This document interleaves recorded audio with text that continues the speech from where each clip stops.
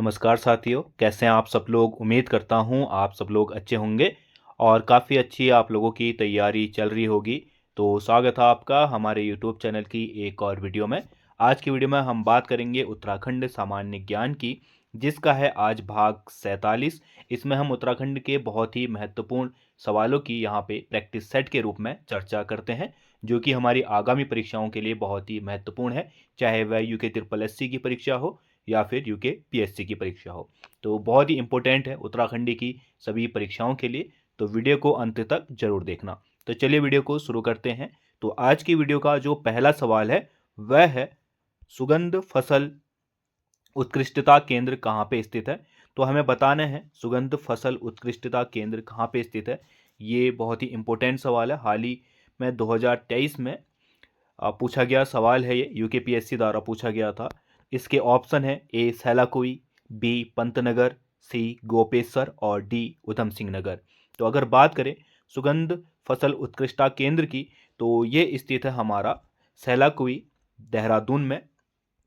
ठीक है, कहाँ पे? सैलाकुई देहरादून में, जो इंडस्ट्रियल एरिया है वहाँ पे ये क्या है, स्थित है। ठीक है, और अगर बात करें इसकी, तो इसकी स्थापना हुई थी सैलाकुई में 2003 में। और इसका काम क्या है?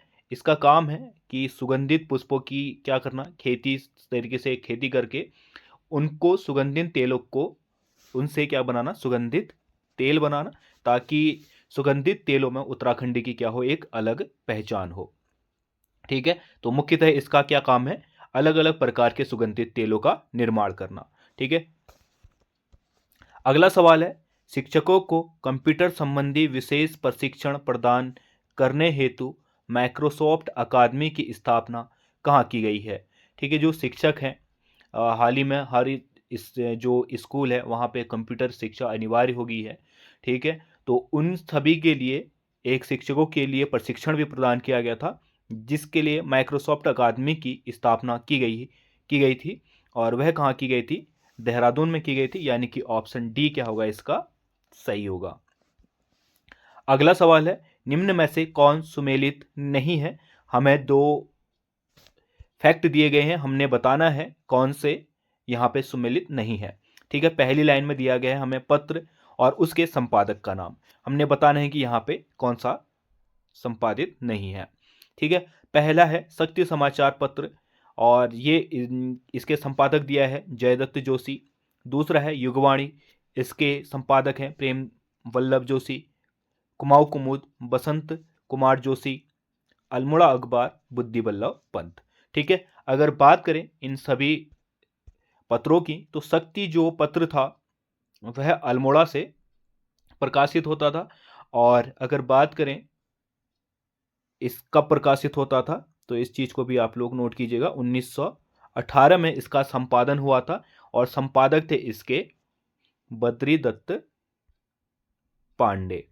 ठीक है, बद्री दत्त पांडे क्या थे, इसके संपादक थे, जयदत्त जोशी नहीं। तो पहला ऑप्शन तो हमारा क्या है, सुमेलित नहीं है। फिर है युगवाणी। युगवाणी की बात करें तो बहुत ही इंपॉर्टेंट पत्र है ये। ठीक है, इसकी जो तुलना है वह रूस के इस्त्रा पत्र था एक। ठीक है, इससे क्या की जाती है, तुलना की जाती है। पूछ लेगा कभी सवाल कि रूस के इस्त्रा पत्र से किसकी तुलना की जाती है, तो युगवाणी की जाती है। और अगर इसके संपादन वर्ष की बात करें तो 15 अगस्त 1947 से देहरादून से इसका प्रकाशन शुरू हुआ।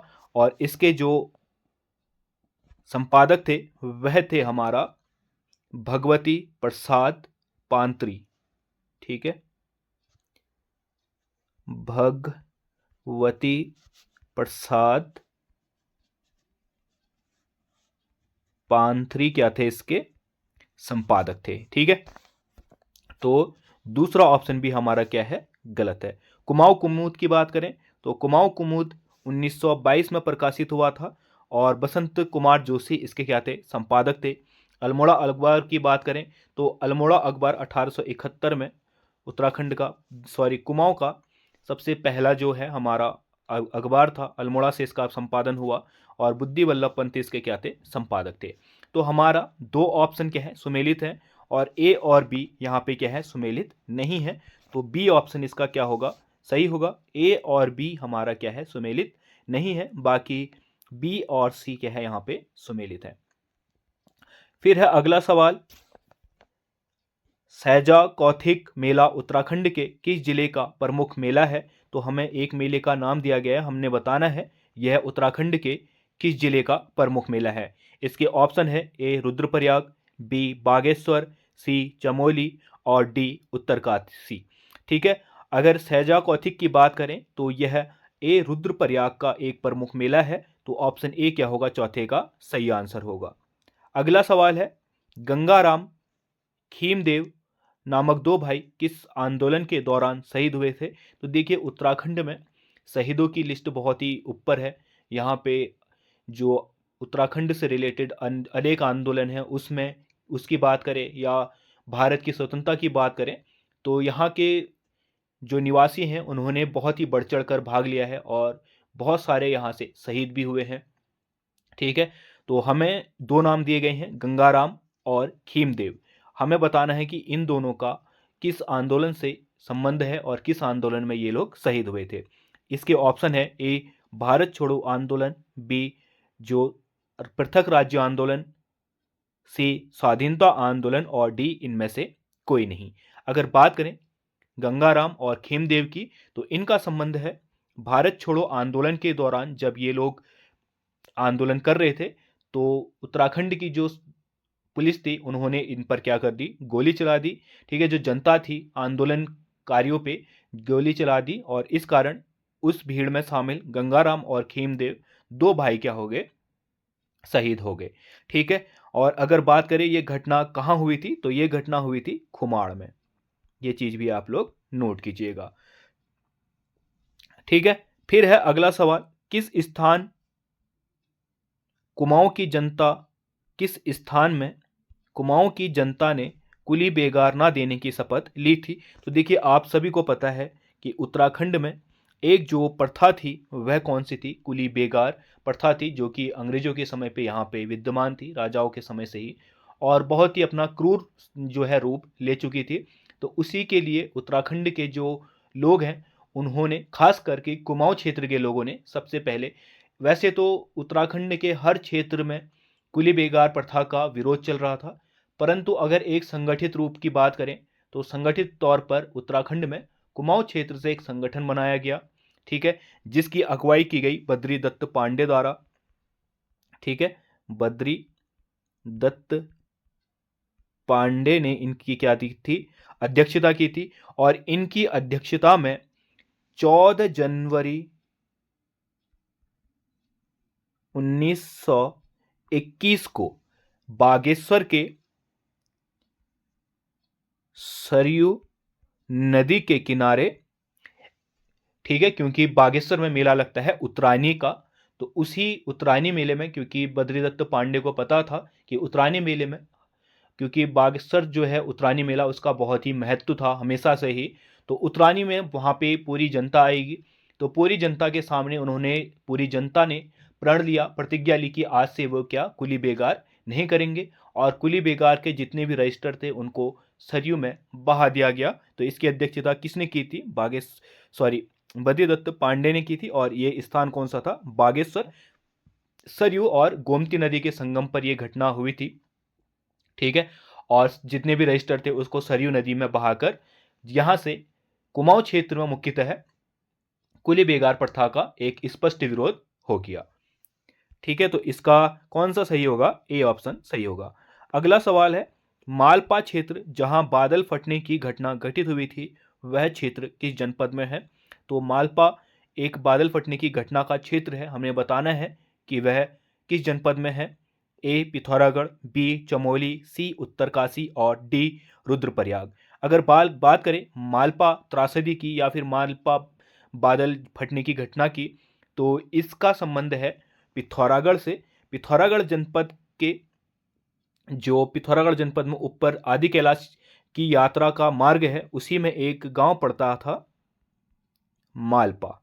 ठीक है, तो मालपा में यह घटना घटित हुई थी। मालपा में जो एक तो मालपा गांव के लोग और दूसरा वहाँ पे कैलाश मानसरोवर यात्रा में गए लोगों में कुल टोटल 221 लोगों की बादल फटने से क्या हुई, मौत हो गई थी, क्योंकि बादल फटा और ऊपर से जो भी मलबा है वह पूरे ही क्षेत्र पर आके उसने पूरा क्षेत्र कवर कर लिया। तो जो मलबे है उसमें दबकर 221 लोगों की जान गए, जिसमें स्थानीय गांव के लोग और कैलाश मानसरोवर यात्री भी थे।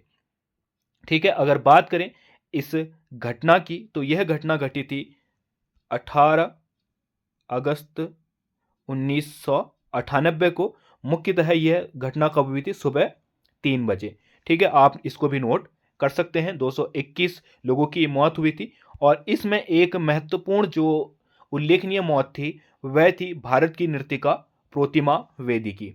ठीक है, प्रोतिमा वेदी जो कि भारत की नर्तिका थी, उनकी भी इस घटना में जान गई थी। ठीक है, तो ये बहुत ही महत्वपूर्ण है। किस जिले में है मालपा, पिथौरागढ़ जिले में। अगला सवाल है 8वां सवाल, उत्तराखंड राज्य में रुद्रप्रयाग जिले में स्थित वह बुग्याल जिसे गढ़वाल का स्विट्जरलैंड कहा जाता है, कौन सा है। ठीक है, तो उत्तराखंड के रुद्रप्रयाग जिले में हमने बताना है किस बुग्याल को स्विट्जरलैंड, गढ़वाल का स्विट्जरलैंड कहा जाता है।